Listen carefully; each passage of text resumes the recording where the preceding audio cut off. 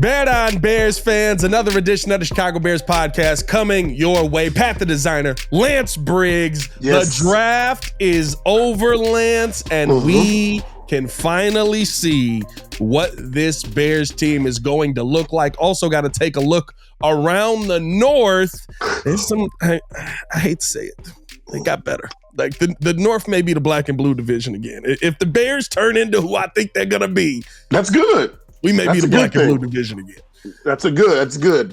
If we're competing, and we're beating our opponents outside of our division, bring all the attention back here. Bring the attention back to the North.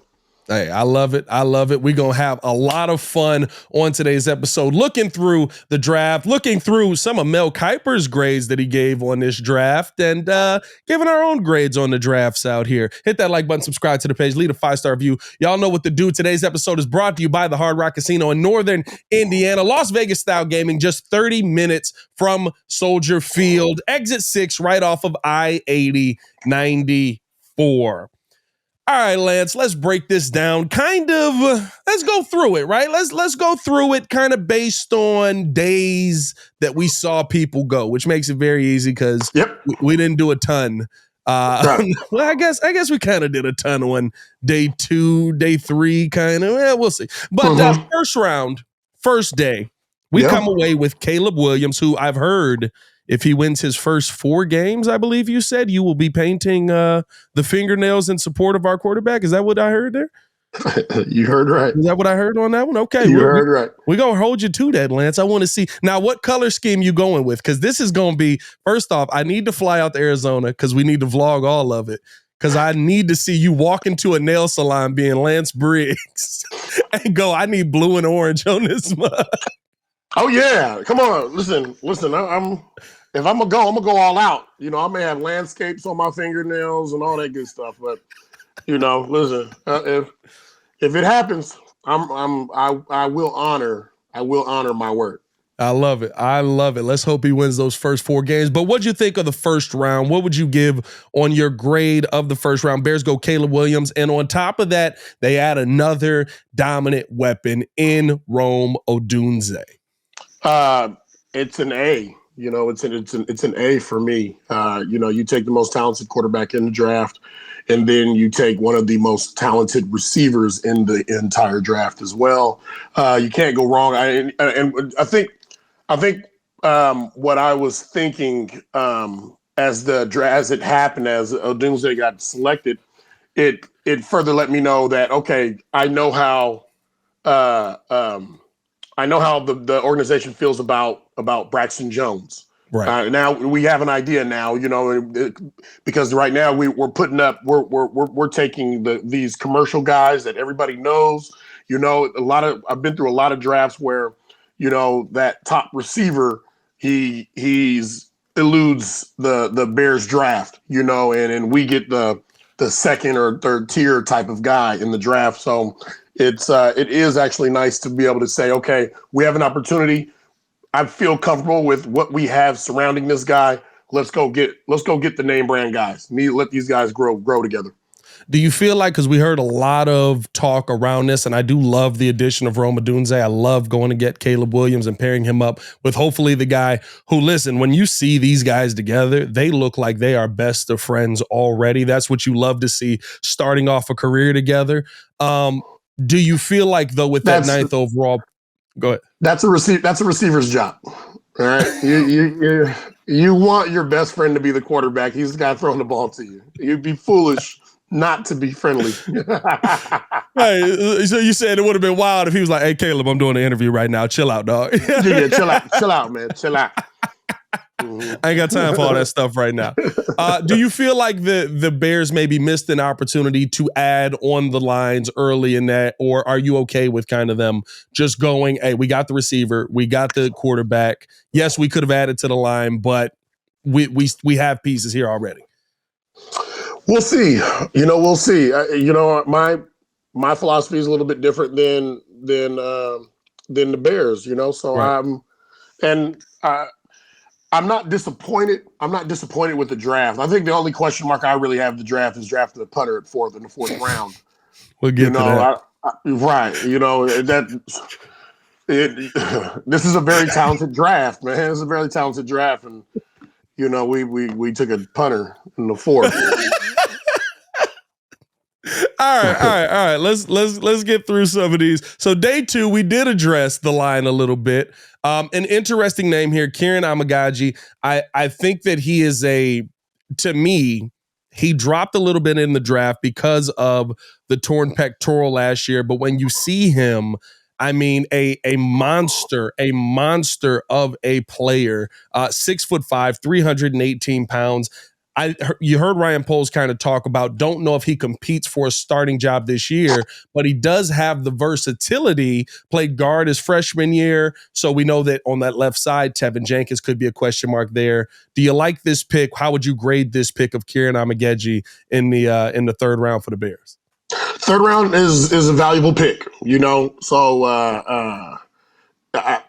I like the pick. I do like the pick because it bolsters that line. It gives you more depth on that line, and the things that have held him back, I think will also be a plus for him when he gets out there and he starts playing. So I like the pick. I like they went heavy offense. There's heavy offense here, which is fine. That's the focal point. We saw defensively, a hell of a defense. It kind of gradually got there, but it was consistent.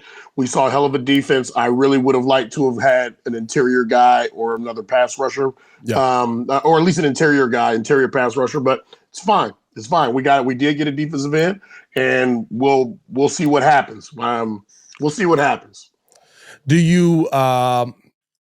When you look at kind of what this line is, do you foresee Kieran getting an opportunity to be a starter this season, knowing some of the injury history we've had on this line, knowing some of the ups and downs we've had with Braxton Jones? Do you feel like he'll be able to compete for that spot coming out right away? Or do you do you see kind of in those training camps where it's like, listen, we've got this guy already here. If you absolutely dominate him, then yeah, that's different. But for the most part, we're locked in with our starters. I think he's a third rounder. He should be a competitor. He should be a player.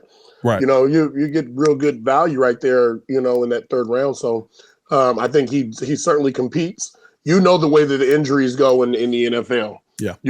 And you're in the pits right there. So O-line, D-line, there's going to be shuffling that's going to have to happen. We've seen it every year. Hopefully, the injury bug doesn't hit us hard. However, it happens. That everybody knows it happens. It happens in training camp. It happens throughout the season.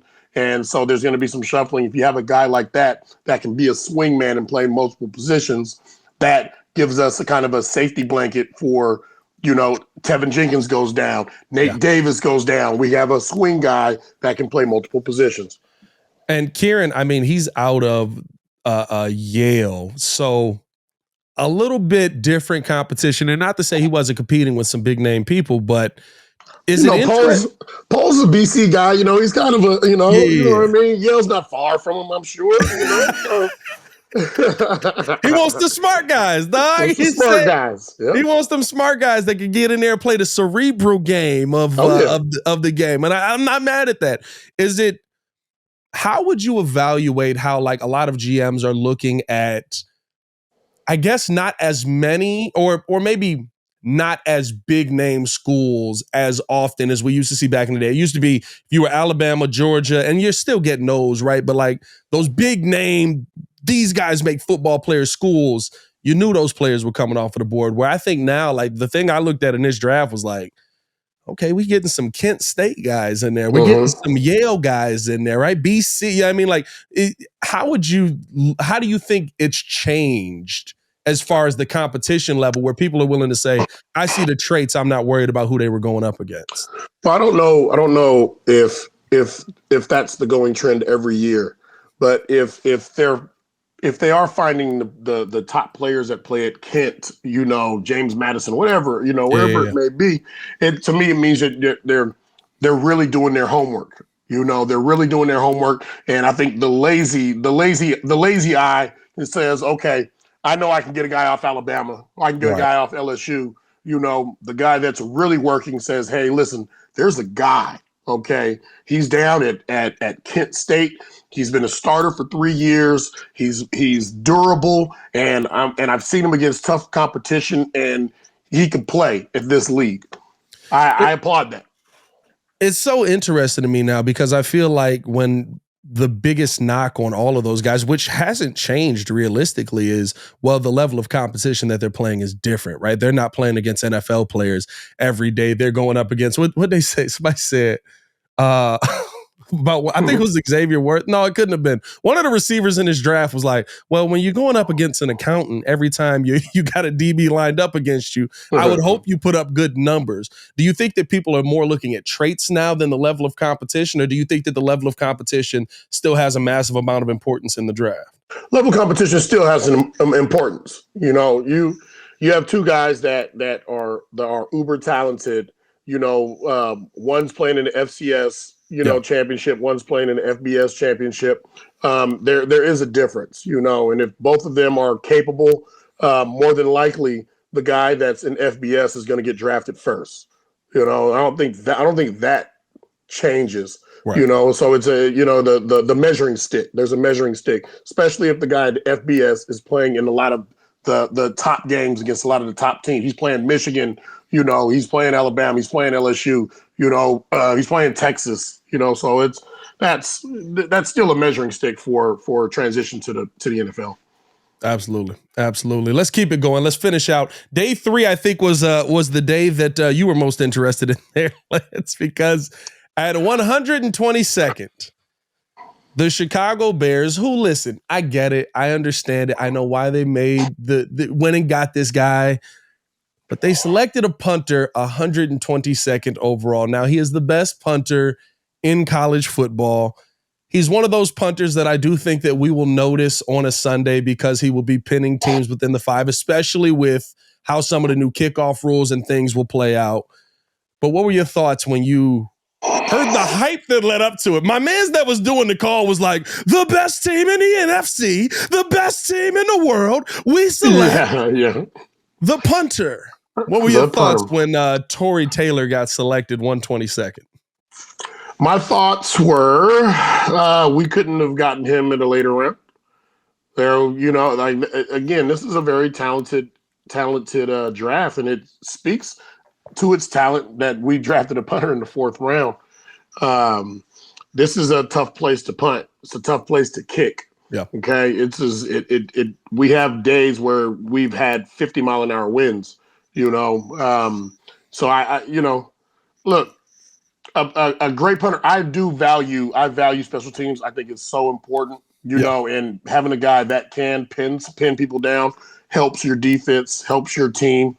For my taste, I would have waited on that one. And I would have gotten some more value out of some other players. I do think that there is, I'll say this. He probably would have been off the board because of the value of the field position and things like that. But I think I was more shocked because of the hype that led up to it. Like I wasn't even mad at the pick after, because I will say this. Our punter last year, he was the worst punter in the NFL. And that puts you in a lot of bad positions. I mean, we were seeing like 30-yard punts at times, right? Like it puts you in a lot of bad positions. So I guess speak to that, right? Like we take this guy in the 4th round. Does that mean that Ryan Poles understands how important field position can be, especially for a young quarterback and a defense that has an ability that, listen, if you're on your 30 and he pins them inside their own 10-yard line, now defensively, your defense gets to pin their ears back a little bit more. Oh, no doubt. Yeah, again, like I said when we first started talking about him, I understand the importance of special teams. It is a vital part. There are 3 phases. Well, really, there's 4 phases, including the fans. But come on now, I can't forget them. But you have offense, defense, special teams, and I played with the Hall of Famer. Can't say that, Devin Hester. And we saw how just even field position or having punters punt away from him affected the game and affected where our offense would start, where it start on the football field. Shoot, now we're starting at the 50 or the plus 45. Shoot, we get a couple of yards and we're in field goal range. Yeah. So, that helps win games. It's the little things. And so that eye in the sky for polls and realizing, listen, we need help in this division or in this category. When I look over this whole season, we review this whole season, that's one category we have to get better in.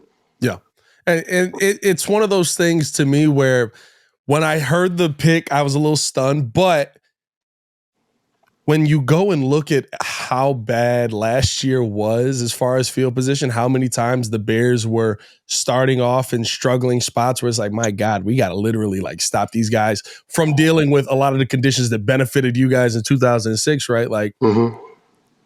I understand it. It just, I'll say this. I get the pick. I'm not mad at the pick. It always will feel weird hearing a punter's name go that high. That's true. It is. I was like, I love this dude. He's an Australian. By the way, some of the nicknames for this guy that have come out are amazing. My favorite one so far that I got sent on Twitter, the Crocodile Punter, because he's an Aussie. He's an Aussie. I love it. We might need to trademark that one, boys. And there's a lot he can do with that. There's a lot he can do with that. The Crocodile Punter is great, yes. Dog. There's so much merch that can come out of that. He needs to make that happen. But outside of that, the Bears do end up trading back into the 5th round. They give up their 4th round pick next season to get back in and get a young man, an Austin Booker, who I thought really. Him falling was a little bit of a surprise to me. I understand limited snaps in college, but in 500 snaps, he came away with 9 sacks. He's doing something right. He's getting pressure on the quarterback. Very situational pass rusher, but a guy that I thought that you absolutely can develop. Do you like the Bears still realizing their need to have to address edge and going a little bit later in the draft on this one? Yeah. At least we got another pass rusher, which is important. I really would have liked an interior guy. Yeah. But getting this guy and what it looks like is this guy he's gonna have fresher legs than most coming out of college because of lack of those sacks. But in the sacks in the plays that he has played, he's been productive. So it can only help. Everybody's seen what happened when Montez Sweat came in and got into that pass rush, and we started taking the ball away. So adding more pass rush should only lead to more takeaways. And I think that goes into it too. Speak to this, Lance, as far as coming in, when you have players on a team that are already established, and I'm not just saying they're veterans in the league, but actual dominant players. The Bears went out and you bring in Odunze to sit behind DJ Moore and Keenan Allen. You bring in Austin Booker to get situational starts, situational pass rushes with Montez Sweat sitting on the other side of him, right? Kieran Amaji, got a full offensive line of guys in front of him that have been in the league that have done a pretty good job based on some of the metrics to show what you need to do to be good in this league. How much more does that help a young player when you don't have to just come in and be the guy? There are guys already there. Well, you always stay hungry. You always want to be hungry, and you always want to be out there. At least the true competitor does. However, when there's less pressure for you to come out and perform right now, it is helpful to be behind great players or players that have done it extremely well and know how to do it. There's ins and outs, and there's things that you need to know about the league. And when you're in the league, what you're going to run into are other extremely good players, great players that are going to take away what you do the best. Yeah. So how you adjust once they take away what you do the best is going to dictate what kind of NFL career you're going to have. Oh yeah. Now, what grade would you give it overall? Our own Mel Kiper, he gave the Chicago Bears a B, said that Caleb Williams, the #1 player on my big board, is an elite talent. He'll be surrounded by a great group of playmakers, which now includes wideout Rome Odunze, who finished 4th on his big board. Said Poles was also able to add the 5th rounder in Kieran Amaji. He's a project offensive tackle coming off a partially torn quad. His physical traits are intriguing. I didn't love, though, a team with only a handful of selections taking a punter in round 4, but at least Tory Taylor is the best at his position. Austin Booker had 8 sacks last season. PFF has him with 9 and could be a situational pass rusher. Chicago didn't have the capital to fully help both of its offensive and defensive sides in this draft. And as a result, the other side of the ball needs some work. With Williams leading the way, though, the offense will be incredibly fun to watch in 2024. And that's why he gave the Bears a B. Lance, what grade would you give our Chicago Bears in totality for this year's draft? In totality, I would have to go with I'm going to go with an A-. I'm going to go with an A-. That 4th round punter really bringing the grade down, huh? He does, but I mean, A-. That's not bringing it down much at all. Right, you know what I mean? Right. But when my grade's based off of knowing what the current roster is and knowing that okay, there are men that we trust. There are pieces that we're inserting here to a bigger picture, and there's a bigger picture here, and I see it, and they posted or they put up the whole starting offense, what it would look like, and when I looked at it on TV, I'm like, wow, okay, we're sitting pretty here. We're sitting pretty here on paper. So with that being said, that's why A- is my grade for the draft for the Bears. Hey, let us know your draft grade in the comments below. I think I'd agree with you, Lance. I got the Bears a little bit higher than a B. I'd probably go A- there. I feel like Ryan Poles made decisions that tell me that he's paying attention to what the roster is, and he's not just enamored by the best names on the board or the biggest names on the board. And yes, he did take 2 big name guys in Caleb Williams and Rome Odunze, but so many times we've seen, well, the Bears need a left tackle. Yeah, but the best player on the board is a cornerback out of, Louisiana Tech, and so we got to go with him here. And it's like, we got 17 of those. We don't need a cornerback right now. I need something that's going to impact the field. So I think that Ryan Poles did an excellent job of and has the entire time of realizing the roster that he actually has, seeing what needs to be improved, and putting as many assets into that as he can. And I think he's done that this offseason on the offensive side of the ball with the offensive line, the receivers, and of course the quarterback position. Now we do have to look around the NFC because it's not like all of a sudden the Bears are the best team in the NFC North. We got some competition here, Lance. As I said to start this off, the black and blue division seems like it may be on the comeback. When you look at the other 3 teams, who else did you see? Detroit, Green Bay, Minnesota, that you're like, they had a really good draft. They really improved their team. Well, I'll tell you this right now, looking at J.J. McCarthy and Dallas Turner in Minnesota, Dallas Turner, he's scary, and he's going to be a problem for all of our tackles come Sunday. All right. Obviously, J.J. McCarthy is very familiar with the North or the Midwest. So I like that stuff. Kyrie Jackson. Listen, Green Bay drafted my guy, Jordan Morgan, U of A, Wildcat. Okay. I like it, man. Listen, I like it. Obviously, a lot of Green Bay fans were not thrilled with that pick, which had me cracking up because I was like, that dude's a dog out there on the left side. He is. And he had a hell of a Senior Bowl week, playing against some of the best seniors in college. But the thing about him too, like, listen, Love's gonna have to be protected over there. Yeah. You obviously have a good quarterback. You have a good system. He fits really well. You have to be able to protect him. One of the problems with Aaron Rodgers is over the years, he was almost perfect in his throws.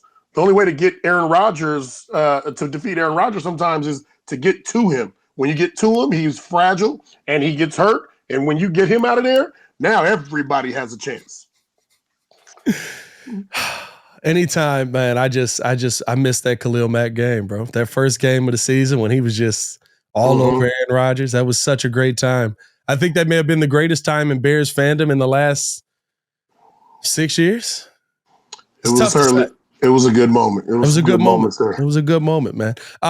The one thing that I will say about Green Bay that I guess that makes it interesting to me when I look at their draft is they went a lot of defensive guys. I do like them going Jordan Morgan early. I think that's a good pick for him, offensive tackle.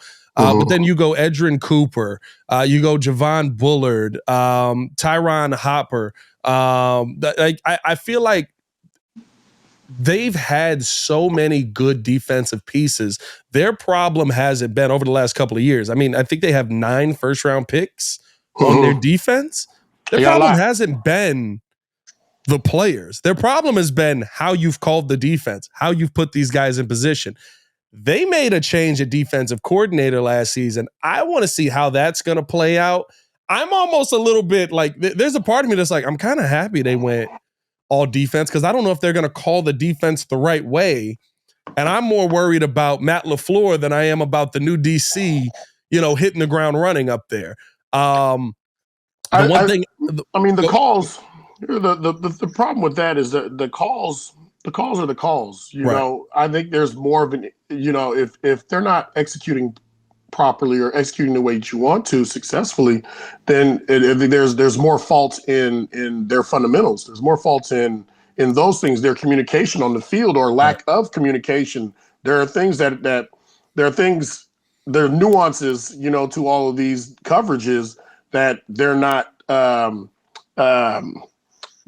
achieving, and because we're running the same stuff. We're running the same coverages, right. We run it a little differently. We run the same coverages over in Chicago, but it's being effective, it's being effective. So, I'm a little hesitant to say the calls were wrong. However, there's still error in the coaching and in the players, because at the end of the day, coach can make a call, players got to go out there and execute. I love that. I love that, because where do you where do you stop the line at, right, for coaches and players? Because in my mind, I would say what we saw from Green Bay for a lot of last season, and the defense did kind of get it going toward the end of the season, but it seemed like they were always out of position. It seemed like they were like the open receiver was always there. Would you say that that's on the coach not teaching the right way? Or would you say that's on the players not executing it enough the right way, or trying to go out there and find somebody who's executing it the right way and mimic that? Those are all great questions, and those all could fit the answers of the problems that they may have had. Me and you, we don't exactly know because we're not in that room. Right. But what I can tell you is that I played on a 2006 defense that was number 1 in the NFL. The following year, we had almost the exact same defensive players, but we didn't play defense as nearly as well. We moved up to, I think, 10 or 11 or 12, and so it's not like the calls were different. We had a new defensive coordinator and we were running things a little bit differently. So there's a lot of questions, that we can't exactly answer because we're not in there day to day. We're just not in there day to day. For young players, is it, especially if this is your craft, I guess, right? Would it be, if you feel like, okay, maybe coach ain't calling this the right way, but this is the call, or he's not teaching it the right way, but this is the call, at that point, do you say, I need to look at somebody who's run this elite? I need to see what they're doing. I need to kind of find that to try and get yourself and get your team together? Or is that you just got to work with what you got coaching wise there? If you have if you're a player and you are questioning the call of your coach, then there's problems there. There's a lot of problems there. Okay. Yeah. And it's not just on the surface. That is deeply rooted right now, because what you do, players should be able to recite. So if our coach to say, all right, it's third down, what do you want to run here? our minds should be similar. Like I should say, hey, listen, I want to run storm. I want to run this blitz here, or we'll be in cover 2, or let's go cover 4 because of who we're playing against. They like to run trips a lot, And so when the game is being called, when the coach is getting ready on whatever that down and distance is, when the call comes in, you should know, like this is the call I expected him to make. It shouldn't be why. And I've been there. I've been on the field where a coach made a call, and I'm like, listen, you said that whenever the Saints cross the 50, they run a screen, and we're running a blitz. Hopefully, we're running the blitz to the right side, and nope, we did not. Okay, we did not. All right, so but that's kind of the stuff that you deal with right there. It's so interesting because I remember like Yurko talked to us on one of either last Friday or Friday before, and I asked him, when you're dealing with coaches that you kind of like know, or you get an inkling like, I don't think this dude really knows what he's doing. I was like, when do you know that? And Yurko was like, I knew it by like the first week of the season, because you're just sitting there going, oh God, he doesn't know what coverage we need to run for this, or he doesn't know the call for this alignment on defense. He doesn't. I mean, like it was so funny because it's like you guys can realize that at the very beginning, and it's like, this is not going to be good, boys. Oh yeah, listen, I have Bob Babbage, man. He said he and it always rings into my head. He said, listen, if you don't know anything else, know your alignment, know your doggone alignment. And years after he was gone, I remember him in the linebacker room with the linebacker coach, and him telling these are our alignments. This is in spring, summer. Yeah. These are our alignments, and I'm looking at the board. I'm like, no, that alignment's off. That alignment is wrong. And he was, and we go back and forth on it a little bit. I'm like, listen, I'm telling you, I've been in this defense a long time. That alignment's wrong, And so he leaves, comes back. He's like, yeah, you're right. You're right. I thought it was, yeah. I hear you. Know your alignments. If nothing else, coach. KYA? Mm-hmm, yep. Mm-hmm. Oh man, it's crazy you talking about Mel Tucker like that. But no, I'm just I kid. Everybody relax. He wasn't talking about anybody. That was my personal feelings that I put on Lance on a defense that I watched. Let's keep it going. No, I'll say this, and just to get back into the draft and get us out of this interesting moment. I also think that Detroit did some things in this draft that, not to say that I feel are going to kill you this year, but they're where I want the Bears to be next season. I see them go cornerback twice, first 2 rounds. I see them adding offensive tackle with Giovanni Manu. I see them going with defensive tackles. I feel like they attack this draft in a way that we've got the pieces that we know are going to be the linchpins of our team no matter what. Yeah. Now we can build things out. Now we can kind of start to add some depth. Now we can go out here and say, okay, we can get the things we want, not everything that we have to have, or we're going to go into this season destitute. Detroit's draft scares me a little bit because I feel like they got a lot of depth in this draft. Yes, they did. Listen, I like any DBs that come out of Utah. There's a lot of grit there. I like what Kyle Whittingham is doing out there from a defensive standpoint. And that's exactly what I see here is you're adding a lot of depth to what is already a talented team, a championship caliber team.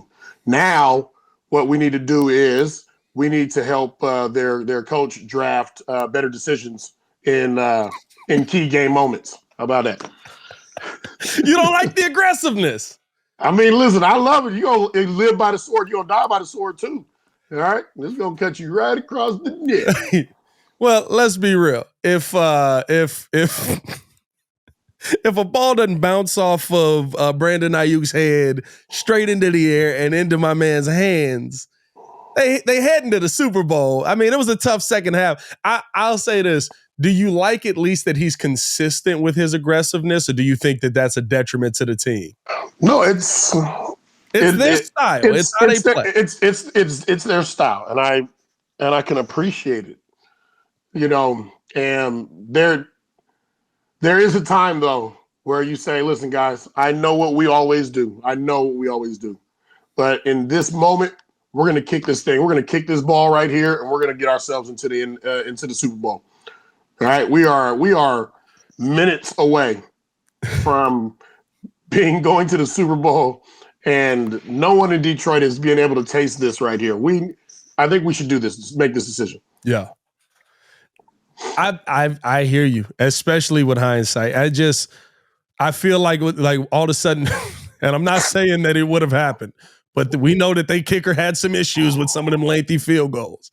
If he misses that, are we now then on the other side of this? And they still missed the Super Bowl, right? They missed the Super Bowl. Are we on the other side of this going, you missed the Super Bowl doing something you don't normally do? You can say that argument, but it would still would have been the right call. Yeah. So, you know, I mean, I can rag him about it. You know, I'm like, listen, I really can appreciate a coach that has been by his own book, but he chose to go the other route on this in this moment. He chose that moment and say, you know what, guys, let's do this the right way. Let's do this. Let's kick this thing. Let's run the numbers on this one. Do this one by the numbers.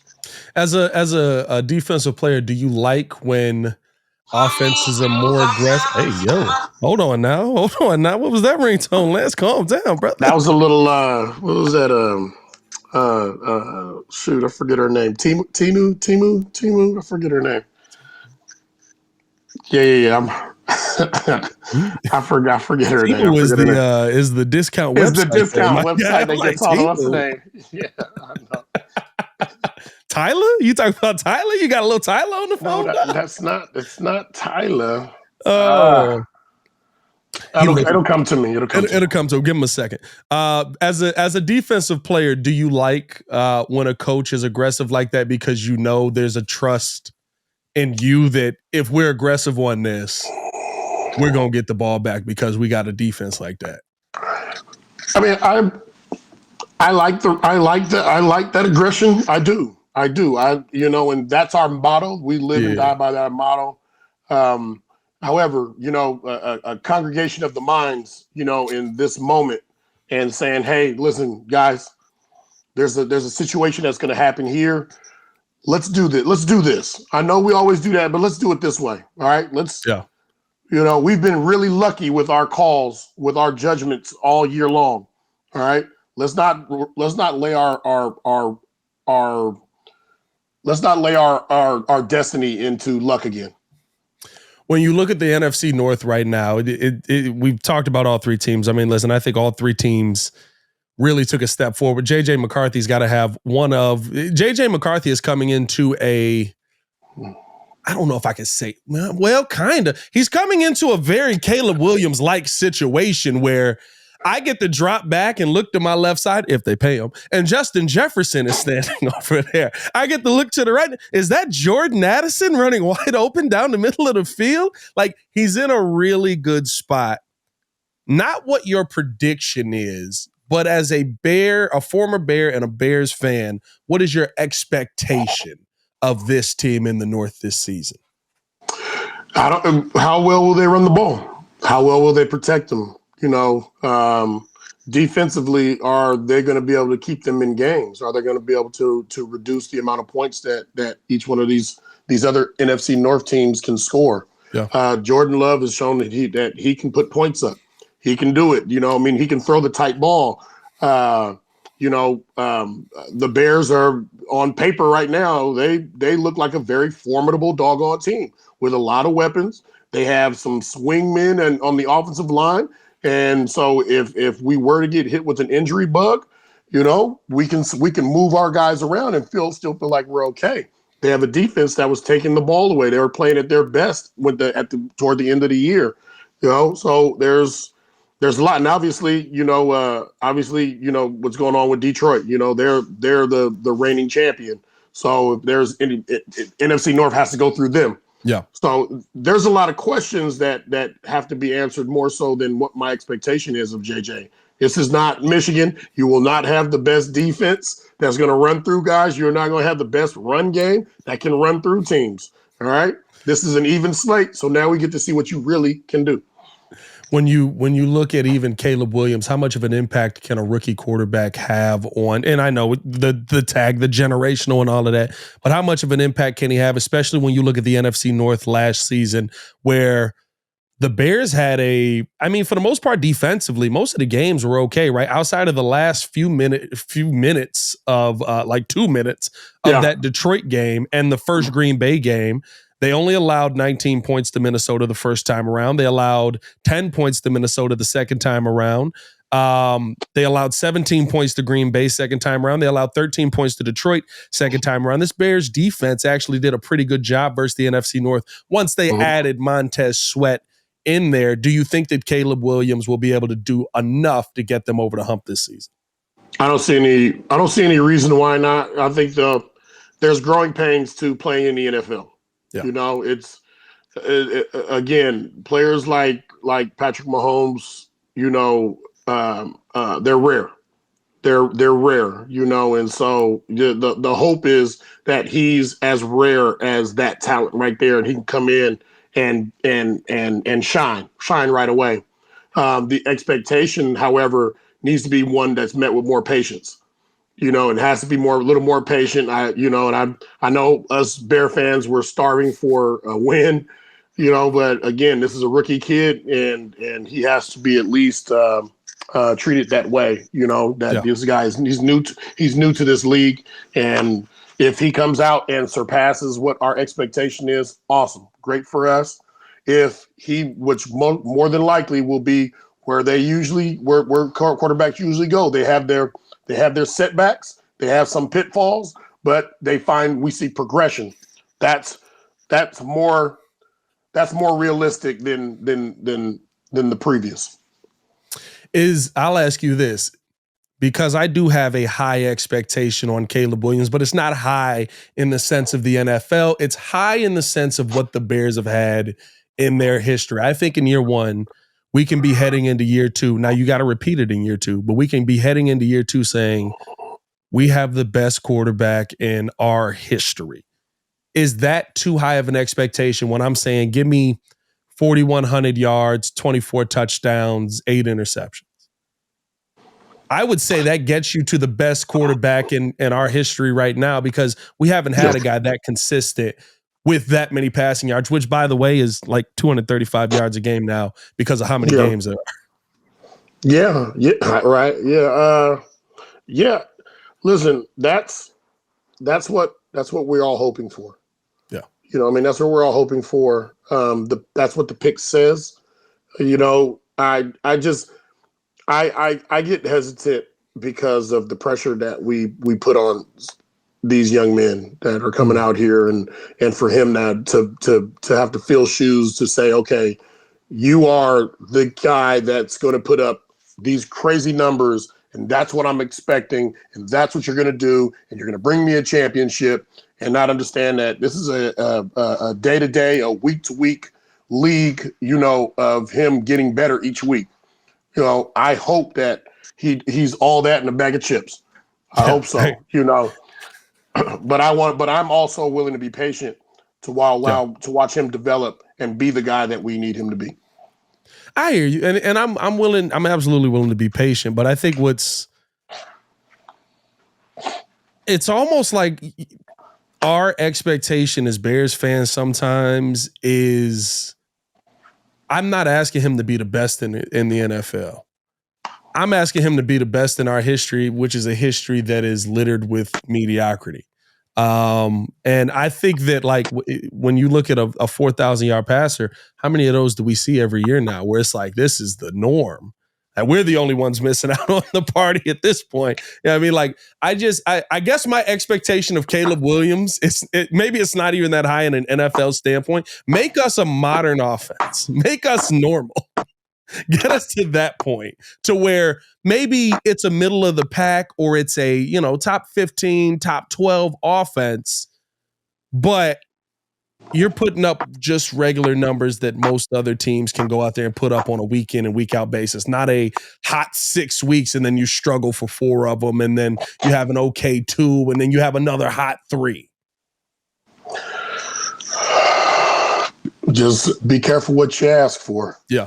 All right. Be careful what you ask for. This is, you just saw those two DBs that the Detroit Lions drafted. Okay, and a safety. We want him to go out there and want him to throw for 400 yards. That's what these DBs want you to try to throw for 400 yards too. All right, I'll be waiting right. Shane letting that mug fly though. Right. Be careful what you wish for, because you might get it. I've been with a gunslinger now. Yeah, I've been with a gunslinger that used to let that thing fly, and he had every intention on us getting 400 to 500 yards. It just happened to be going the other way. Listen. Oh, man. I love Jay, but dog, that mug did used to be. Hey, you know what I loved about him is I love the confidence about him. He literally was like, I don't care that I threw 3 of them mugs. I can tell you right now, I'm still going to be letting this mug fly. Be like, Jay, maybe we can run the ball a little bit, dog. It's going to be, I feel like we're going to have a season of, not of the turnovers. I'm not going to say that, because I think Shane Waldron does a good job putting people in position to avoid turnovers. And I think one thing that we saw from Caleb was he had an ability to avoid turnovers. But I think there's going to be a lot of people this year that look at Shane's offense and go, why aren't we running the ball at all? Like, why aren't we running the ball more? We need to be running this football. And I just think Shane Waldron is not going to oblige a lot of people with that. It brings us back to one of the problems that we've had before, even with Matt Nagy, where it was like, shoot, listen, you have to run the ball. Yeah. And you waited so long to say, okay, I'm going to start committing to running the ball, that ended up getting yourself fired. Had you run the ball earlier, you might have had a chance. You might have a chance to win some of those games and to continue being a coach for the Chicago Bears. Matt's was weird too, because his was like, I'm gonna run the ball to shut y'all up. It was like, no, run the ball to win the game, dog. Like, don't worry about what the media is saying. That's exactly what it felt like, right? Right. I'll never forget that. He was like, hey, he started his press conference like, hey, you like that I formation run? I was like, no, you worried about us right now? Right. You worried about what we're saying? Oh man, I hate that he's so successful without the Bears. That was too haterish. That was very haterish. Hey, I'm not gonna lie. It irritates my soul that he got to go back over there with Pat Mahomes, basically mess him up. But the defense was so good that they were just like, yeah, we're gonna win another Super Bowl. Mm-hmm. They're gonna be all right now. He's gonna be all right too, as long as he's the chief. He's gonna be fine. He's got a real Josh McDaniels future ahead of him in my book. A lot of wins with Andy Reid. But when he gets out on his own again, because he will be a head coach again in the NFL, that I guarantee, he'll be crying back to daddy. Let's finish. He'll probably be with the Raiders. Ooh. Or the Broncos. Ooh. Yeah. Nah. You think Payton's gonna end up getting up out of there? No, I'm just saying. You said way in the future. I'm talking way in the future. Oh, I don't know about way in the future. I mean, usually you get two good seasons out of a coach, and now he's a godsend to everybody in the NFL. He's the hottest name you've ever seen. Heck, he ain't get but 8 good games out of him when the Bears hired him. He was the hottest name on the docket. Mm-hmm. I know.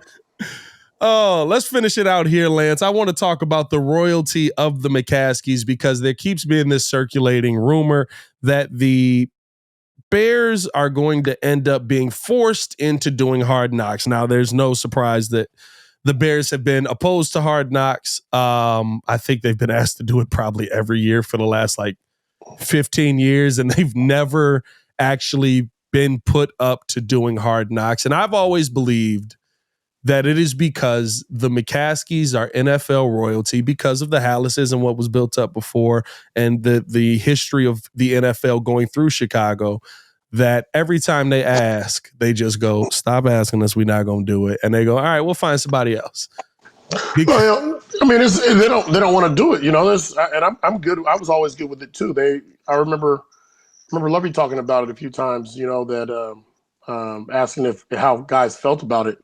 And every time he would ask how guys felt about it, everybody said, we don't want Hard Knocks with us. We don't want the cameras following us around. Yeah. They follow us around enough as it is, and so I can appreciate, the privacy that comes along with the McCaskies saying that they don't want him, they don't want the cameras around. And I'm sure that a lot of the players can too. I've always felt it was the ultimate power move. Like, to me, every time it's like, dog, you know how many teams have like entered the NFL that had to do Hard Knocks and the Bears still haven't. We've never been on Hard Knocks since it's come out, right? Like, that's kind of a like it's the one thing that I always see. I'm like, that's a boss move, bro, because the NFL would love the ratings from it. Oh yeah, and the McCaskies and the team is just like, nah, bro, get up out of here. Y'all not coming in here with that. So I think for me, that is the one part. Now, they are trying to change it this year to where maybe some cameras would be around Hallis because they're trying to do it by division. So the NFC North with all of the quarterbacks is the division that's up for it. But once again, I think that you're playing with two powerhouses in the league. Like, you're going to ask the Packers and the Bears to be on Hard Knocks. If both of them say no, what are you going to do? You going to force them to do it? You going to piss off the two original teams? It's, if anybody can do it, the NFL can. The NFL can. We'll see how that goes. It would get a lot of ratings, a lot of followers there. Does it feel fake teams at this point, though? I feel like every time, like, I'm not a big Hard Knocks guy because every time I turn it on, it's like some dude trying to like show out for the camera, trying to be like, we're gonna fight another day, and there's gonna be lions dead in the back. And it's like, all right, dude, like, you never talked like this before. Well, it's also the material that they choose to put out there. They film so much of your daily routines, and you'll have some stuff that you think is pretty funny. Like, we have a group and it never gets made on the air, never gets on the air, and they go in a completely different direction. So you don't know how they're going to narrate this deal. If there's one player that you could see on there, who would you want to see that's on the current Bears right now? Of course, all the linebackers. I'm a linebacker guy. So you want to see Sanborn on that mug? I want to see all my backer guys. Of course, the new offense. Shoot, I like seeing. I want to see all the big guys. I want to see the O line and the D line. You have a new offense here. Obviously, you have Caleb. I'm going to see a lot of fingernails around here and stuff. So it's right. It's a real thing. I need him to win the first 4 games just so that we can get ESPN to approve me coming out there to vlog you going to get your nails painted, dog. I need this to happen. There you go. Hi, I'm former NFL linebacker Lance Briggs. I'd like the blue and orange set, please. I'm all for it. I'm all for it, man. I hope that's the case. I really do hope that that's the case. Yeah, we're doing the benefit good. of all of this is we get 4 wins in the first 4 games of the season, right? Right. The nail polish wears off in a week. I may have, I don't know how long I'm keeping it on now. Is there no limit for the polish? I thought we had to just let the polish naturally go away here. No. I don't even know how that works. But I have a very hands-on job, so I'm sure it's gonna chip. I'm gonna have chips on day one. Oh, you're not doing a no chip, Lance. You're not getting a no chip with a clear coat polish out here, dog. I have no idea. You're speaking foreign language to me right now. I have a wife that loves nails, so I spend a lot of money on it. Appreciate y'all for tuning in and showing love, man. Hit that like button, subscribe to the page, leave that 5-star review. Y'all know what to do. Let us know in the comments below, what colors should Lance get his nails painted and what should they say? Let's make this fun, man. Let's get it done. If the Bears win the first 4 games, we need to get that done. Hit that like button. Appreciate you guys for tuning in. For Lance Briggs, I am Pat the Designer. Back at it again. Peace. Y'all stay safe out there, Chicago. Bear down. One love. Peace.